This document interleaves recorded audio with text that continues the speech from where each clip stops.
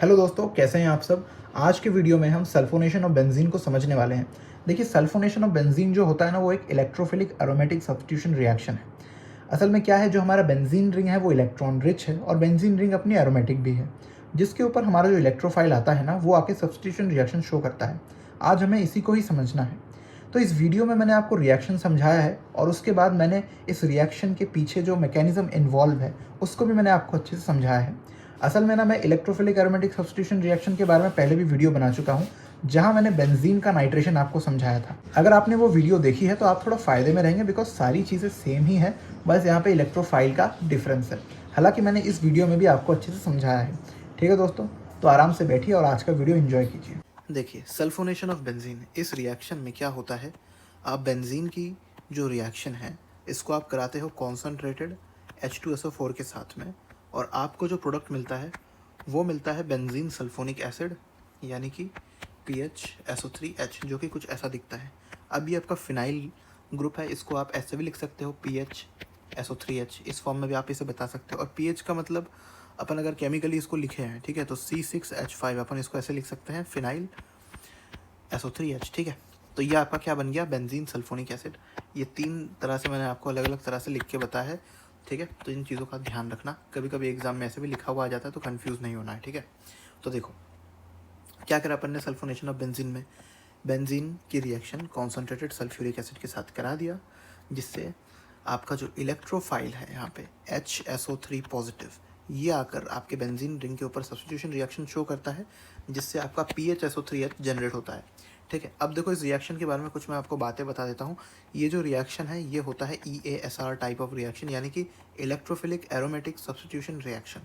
ठीक है, इस रिएक्शन में जो आपका इलेक्ट्रोफाइल बनता है, ठीक है, वो एरोमेटिक रिंग के ऊपर आकर के सब्स्टिट्यूशन रिएक्शन शो करता है, और आपको आपका इस रिएक्शन का डिज़ायर्ड प्रोडक्ट मिल जाता है। अब इस रिएक्शन में आपका रिएक्टेंट तो ये बेंजीन है, ठीक है, ये जो कॉन्सनट्रेटेड H2SO4 है ये आपका रिएजेंट होता है। ठीक है, और ये आपका एसिडिक मीडियम भी प्रोवाइड कर रहा है। ठीक है, और प्रोडक्ट आपको पता ही है PHSO3H बना है। अब देखते हैं यार इसका मैकेनिज्म। ठीक है, तो मैकेनिज्म में देखो, मैकेनिज्म में अपन को क्या देखना पड़ेगा, पहले अपन ये देखेंगे कि द जनरेशन ऑफ इलेक्ट्रोफाइल। ठीक है, इलेक्ट्रोफाइल कैसे बनता है, इस चीज़ की बात करेंगे रिएक्शन के फर्स्ट स्टेप में। ठीक है, तो अपना इलेक्ट्रोफाइल क्या था यार, HSO3 पॉजिटिव, ये अपना इलेक्ट्रोफाइल है। अब ये बनता कैसे है उसको अपन को देखना है। देखो इस रिएक्शन का अपना रिएजेंट क्या था यार, रिएजेंट था कॉन्सनट्रेटेड H2SO4। ठीक है, बनना इसी से ही है आपका। ये कैसे बनता है ज़रा वो देख लो। और मैंने आपको ये भी बताया था कि यार ये कॉन्सनट्रेटेड H2SO4 जो है ये आपका एसिडिक मीडियम भी प्रोवाइड करता है, बिकॉज यार H2SO4 का मतलब क्या होता है, सल्फ्यूरिक एसिड, और एसिड सॉल्यूशन में क्या फर्निश करते हैं, H पॉजिटिव आयन। अब देखो अपने पास सॉल्यूशन में बहुत सारे मॉलिक्यूल्स होने वाले हैं H2SO4 के। ठीक है, और बहुत सारे मतलब प्रोटोनेट होकर अपने पास H पॉजिटिव भी है। तो देखो क्या होता है असल में, सबसे पहले H2SO4 का स्ट्रक्चर बना लेते हैं। सेंट्रल एटम आपका सल्फर हो गया, और इसके अराउंड एटम्स जो है वो कुछ इस तरह से अरेंज रहते हैं। ठीक है, सॉल्यूशन में आपके पास में H पॉजिटिव आयंस मौजूद है। ये जो ऑक्सीजन है यहाँ पे लोन पेयर आपके पास मौजूद है। ठीक है, तो क्या होता है, ऑक्सीजन के पास लोन पेयर है तो लोन पेयर ये डोनेट कर सकता है। ठीक है, और यहाँ पे H पॉजिटिव आयन जो है इलेक्ट्रॉन डेफिशिएंट है, तो H पॉजिटिव आयन को ये लोन पेयर्स मिले, तो H पॉजिटिव आयन आके इस ऑक्सीजन के साथ में जुड़ जाता है। और देखो अपने पास क्या मिलता है, अपने को कुछ ऐसा देखने के लिए मिलता है।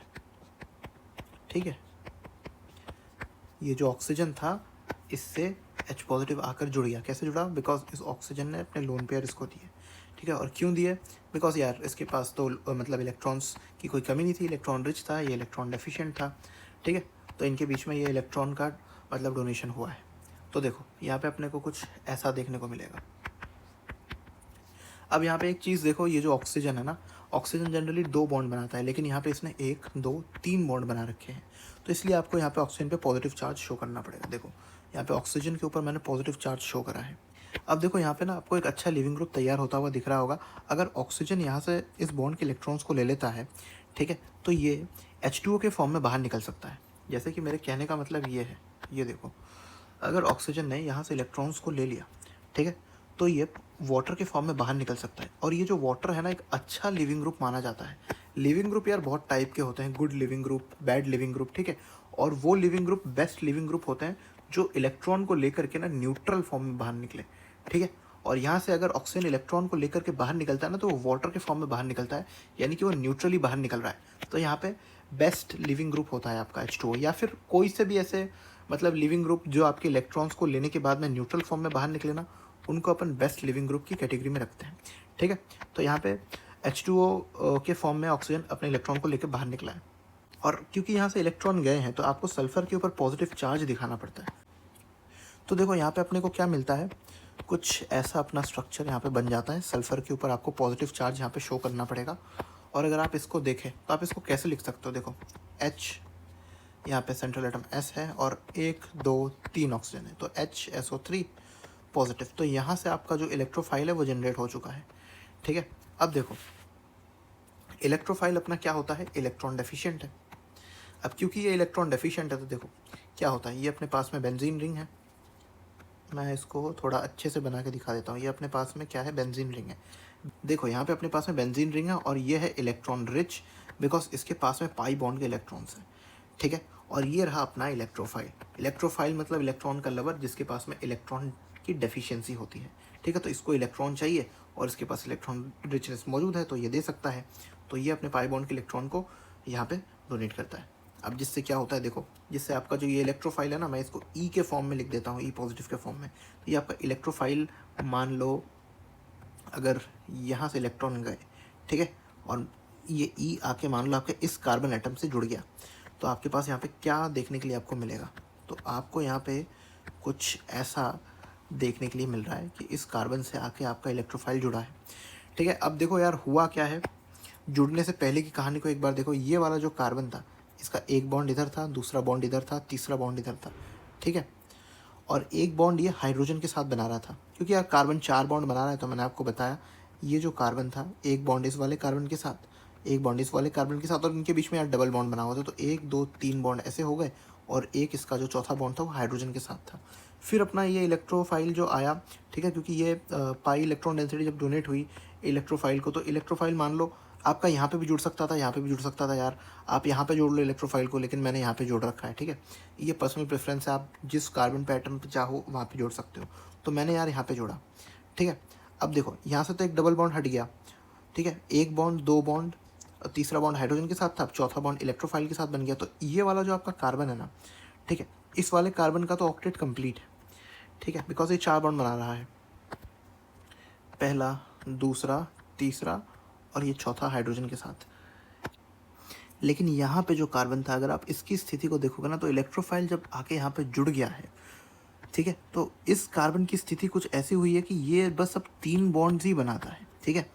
ये पहला बॉन्ड इस कार्बन के साथ बना रहा है, दूसरा बॉन्ड इस कार्बन के साथ, और इसका तीसरा बॉन्ड एक हाइड्रोजन के साथ में है। यानी इसकी ना एक वैलेंसी खाली हो गई है, बिकॉज ये जो इलेक्ट्रॉन डेंसिटी थी ये डोनेट होकर अब इलेक्ट्रोफाइल के पास चली गई है। और इलेक्ट्रोफाइल यार इसके साथ आके तो जुड़ा नहीं, इसके साथ आके जुड़ा है, ठीक है। तो डबल बॉन्ड के जाने के बाद इसकी तो आपकी मतलब वैलेंसी तो कंप्लीट है, ये 4 बॉन्ड बना रहा है, लेकिन इसकी एक वैलेंसी खाली हो गई है। इसलिए यहाँ पे आप पॉजिटिव चार्ज लगाओगे, बिकॉज ये यहाँ पे 3 ही बॉन्ड्स बना रहा है, ठीक है। अब यहाँ पे ना एक बहुत ही कमाल की चीज़ हुई है, मैं आपको बताता हूँ। देखो यहाँ पे मैं पहले ना पॉजिटिव चार्ज को यहाँ शो कर देता हूँ। अब देखो मैं इन दोनों में एक सेकेंड, इन दोनों में जो डिफरेंस आया है उसको मैं आपको बताता हूँ। ये जो अपना बेंजीन रिंग था ना, ये तो अपना एरोमेटिक कंपाउंड था, लेकिन ये जो अपना क्या बोलते हैं इसको आप बोलते हो व्हीलैंड इंटरमीडिएट या फिर सिग्मा कॉम्प्लेक्स, ठीक है। ये इस रिएक्शन का रिएक्टिव इंटरमीडिएट होता है, ठीक है।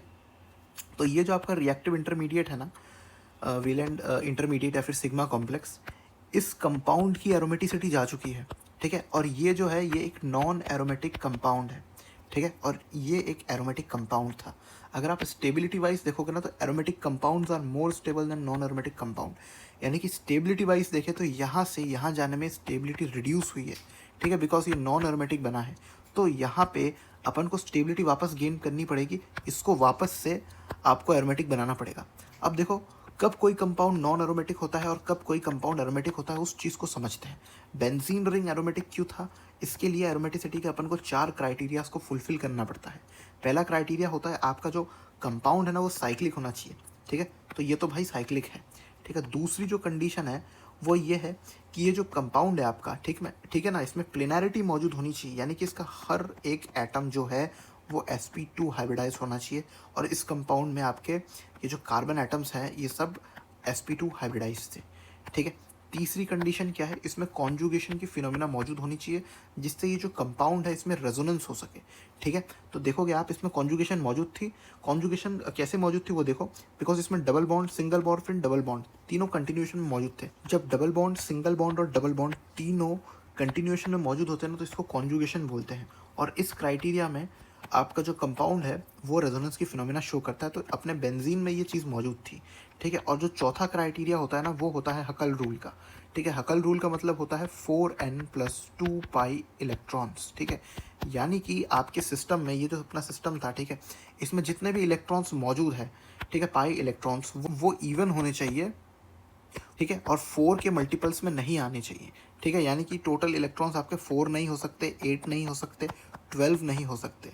ठीक है, वो 2 हो सकते हैं, 6 हो सकते हैं, लेकिन 4 के टेबल में नहीं आने चाहिए। और अगर आप इन पाई बॉन्ड के इलेक्ट्रॉन्स को गिनो 1 2 3 4 5 6, ठीक है, तो यहाँ पे 6 है। 6 एक इवन नंबर है और ये 4 के टेबल में भी नहीं आता। ठीक है, तो इसलिए इसने हकल रूल के क्राइटेरिया को भी फॉलो कर दिया था। लेकिन अब एक चीज़ देखो, ये अपना नॉन एरोमेटिक इसलिए हो गया बिकॉज ये जो अपना कार्बन एटम था ना, ये कार्बन जो एटम था ये sp3 हाइब्रिडाइज हो चुका है, जिसके कारण रिंग की जो प्लेनैरिटी है वो जा चुकी है। प्लेनैरिटी के लिए हर एक कार्बन एटम को sp2 होना था, लेकिन यहाँ पे ये जो कार्बन एटम है जिससे इलेक्ट्रोफाइल आकर के जुड़ा है ये आपका sp3 हाइब्रिडाइज हो गया, इसलिए जो है रिंग की प्लेनैरिटी जा चुकी है दोस्तों। ठीक है, अब देखो रिंग अपनी एरोमेटिसिटी को कैसे गेन करेगा। यहाँ पे होता ये है, ये जो आपका एटम है कार्बन जिससे आके आपका इलेक्ट्रोफाइल जुड़ा था, इसके पास एक हाइड्रोजन भी मौजूद है। ठीक है, अगर ये हाइड्रोजन अपने बॉन्ड के इलेक्ट्रॉन्स को यहाँ पे डोनेट कर दे, ठीक है, तो ये H पॉजिटिव आयन के फॉर्म में बाहर निकल सकता है। और अगर इसने ऐसा करा तो यहाँ पे डबल बॉन्ड वापस आ जाएगा, और जैसे ही डबल बॉन्ड आ जाएगा रिंग अपनी एरोमेटिसिटी गेन कर लेगा। तो देखो ये कैसे होता है। ठीक है, तो यहाँ पे अगर, रुको एक सेकेंड, तो यहाँ पे अगर हाइड्रोजन ने अपने बॉन्डेड इलेक्ट्रॉन्स को यहाँ डोनेट किया, ठीक है, तो ये H पॉजिटिव आयन के फॉर्म में बाहर निकला और रिंग आपका यहाँ पे डबल बॉन्ड आ गया, यहाँ पे भी डबल बॉन्ड, यहाँ पे भी डबल बॉन्ड, पहले से ही थे वो, और यहाँ पे आपका देखो इलेक्ट्रोफाइल जुड़ा हुआ था। अब इसने क्या करा, एरोमेटिसिटी के सारे क्राइटेरियाज को फुलफिल कर दिया। कैसे, रिंग मेरा जो साइक्लिक था, ठीक है, अभी भी साइक्लिक है, और इसका हर एक जो एटम है यहाँ पे कार्बन, ये अब sp2 हाइब्रिडाइज हो चुका है। ठीक है, साथ में इसमें रेजोनेंस भी मौजूद है because double bond, single bond और डबल बॉन्ड तीनों कंटिन्यूएशन में मौजूद हैं, और ये हकल रूल के क्राइटेरिया को भी फॉलो कर रहा है बिकॉज 1 2 3 4 5 6 इसके पास 6 पाई इलेक्ट्रॉन्स है। 6 एक इवन नंबर भी है और 4 की टेबल में भी नहीं आता। ठीक है, तो यहाँ पे स्टेबिलिटी के लिए ऑक्सीजन, मेरा मतलब हाइड्रोजन ने खुद को सेक्रीफाइस किया, उसने अपने बॉन्डेड इलेक्ट्रॉन्स को यहाँ डोनेट करा और खुद H पॉजिटिव के फॉर्म में बाहर निकल गया। ठीक है दोस्तों, तो यहाँ पे स्टेबिलिटी के लिए ये काम हुआ। हमने ये देखा कि कैसे एक एरोमेटिक सिस्टम, ठीक है, नॉन एरोमेटिक बना इलेक्ट्रोफाइल के एडिशन से, फिर स्टेबिलिटी के लिए कैसे ये नॉन एरोमेटिक सिस्टम वापस से एरोमेटिक बन गया। और मैंने आपको बताया था इसको व्हीलैंड इंटरमीडिएट या फिर सिग्मा कॉम्प्लेक्स कहा जाता है। ठीक है, ये इस रिएक्शन का रिएक्टिव इंटरमीडिएट था दोस्तों, और ये आपको आपका फाइनल प्रोडक्ट मिल जाता है। यानी कि होगा क्या, यहाँ पे ये जो आपका बेंजीन रिंग था ना, यहाँ पे आपका HSO3 पॉजिटिव जब आकर के जुड़ा, ठीक है, तो कुछ ऐसा आपके पास स्ट्रक्चर बना, देखो। ठीक है, ये था आपका व्हीलैंड इंटरमीडिएट। अब इस रिंग की एरोमेटिसिटी तो जा चुकी थी, हाइड्रोजन ने अपने इलेक्ट्रॉन्स को यहाँ पे डोनेट कर दिया, बॉन्डेड इलेक्ट्रॉन्स को खुद H पॉजिटिव आयन के फॉर्म में बाहर निकल गया। ठीक है, और आपको अपना डिजायर्ड प्रोडक्ट मिल गया PHSO3H, यानी कि बेंजीन सल्फोनिक एसिड। ठीक है, और इस रिएक्शन में सब्स्टिट्यूशन कुछ इस तरह से हुआ है कि जिस कार्बन एटम पे आकर हमारा इलेक्ट्रोफाइल जुड़ा है उस कार्बन एटम का हाइड्रोजन जो है वो बाहर निकल गया है। ठीक है, ताकि हमारा जो सिस्टम है वो स्टेबल बन सके और हमको डिज़ायर्ड प्रोडक्ट मिल सके। तो यहाँ पे आपको समझ में आ रहा होगा कि हाइड्रोजन निकला और अपना HSO3 पॉजिटिव आकर के जुड़ गया। ठीक है, हाइड्रोजन गया है बाहर और उसके जगह पे कोई दूसरा आकर के जुड़ा है, इसलिए ये रिएक्शन एक सब्स्टिट्यूशन रिएक्शन की कैटेगरी में आता है दोस्तों। ठीक है, अब यहाँ पे देखो मैं इस रिएक्शन की आपको समरी बता देता हूँ यहाँ पे क्या हुआ है।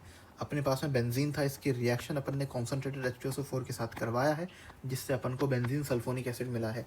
अब इस कॉन्सेंट्रेटेड H2SO4 की जगह आप फ्यूमिंग H2SO4 भी इस्तेमाल कर सकते हो, या फिर ओलियम H2S2O7 भी इस्तेमाल कर सकते हो, आपको सेम ही प्रोडक्ट मिलने वाला है। ठीक है, तो रिएक्टेंट अपना बेंजीन था, प्रोडक्ट अपना ये हो गया बेंजीन सल्फोनिक एसिड, और ये जो रिएजेंट थे मैंने आपको बता दिया है। और ये जो रिएजेंट थे यार देखो, ये एसिड थे तो ये मीडियम को एसिडिक बनाते हैं, यानी कि H पॉजिटिव आयन फर्निश करते हैं। इलेक्ट्रोफाइल आपका कैसे बना था मैंने बताया, और इलेक्ट्रोफाइल आपका क्या था, HSO3 पॉजिटिव था। रिएक्शन की कैटेगरी मैंने आपको बता दी है, इलेक्ट्रोफिलिक एरोमेटिक सब्स्टिट्यूशन रिएक्शन। देखो यार, ये जो इलेक्ट्रोफाइल था इसका सब्स्टिट्यूशन हुआ इस एरोमेटिक रिंग पे।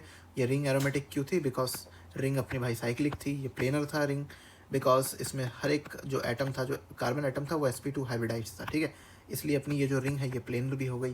कॉन्जुगेशन मौजूद था इसमें, डबल बॉन्ड, सिंगल बॉन्ड और डबल बॉन्ड। ठीक है, डबल बॉन्ड, सिंगल बॉन्ड और डबल बॉन्ड तीनों कंटिन्यूएशन में मौजूद थे।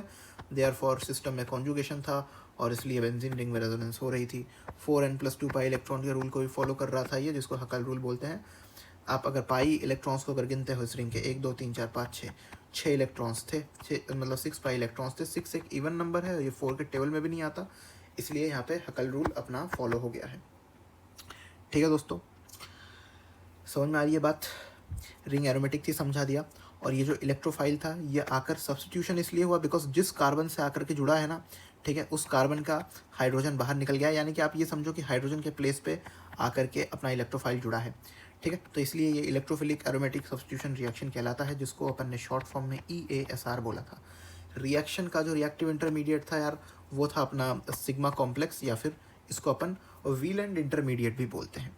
ठीक है, ये अपना था नॉन एरोमेटिक। क्यों नॉन एरोमेटिक था मैंने आपको बता दिया। देखो साइक्लिक तो ये है, ठीक है, अगर आप कॉन्जुगेशन देखना चाहो तो double bond, single bond, double bond, ये कॉन्जुगेशन के फिनोमिना को भी फॉलो कर रहा है। ठीक है, लेकिन अगर आप प्लेनारिटी के रूप से देखोगे, प्लेनारिटी में क्या था, सारे एटम्स को sp2 हाइब्रिडाइज होना था, लेकिन ये जो अपना कार्बन एटम था जिससे आके अपना इलेक्ट्रोफाइल जुड़ा था, ठीक है, ये अब 4 सिग्मा बॉन्ड बना रहा है। और जब भी कार्बन 4 सिग्मा बॉन्ड यानी कि 4 सिंगल बॉन्ड बनाता है, ठीक है, तब उस कार्बन की जो हाइब्रिडाइजेशन है वो sp3 हो जाती है। देखो इसने क्या करा, एक सिग्मा बॉन्ड इसके साथ, एक सिग्मा बॉन्ड इसके साथ, एक इसने इलेक्ट्रोफाइल के साथ बना रखा है सिग्मा बॉन्ड, और चौथा इसने हाइड्रोजन के साथ बना रखा था। तो देखो 4 बॉन्ड हो गए ना, 4 सिग्मा बॉन्ड हो गए, यानी कि 4 सिंगल बॉन्ड हो गए।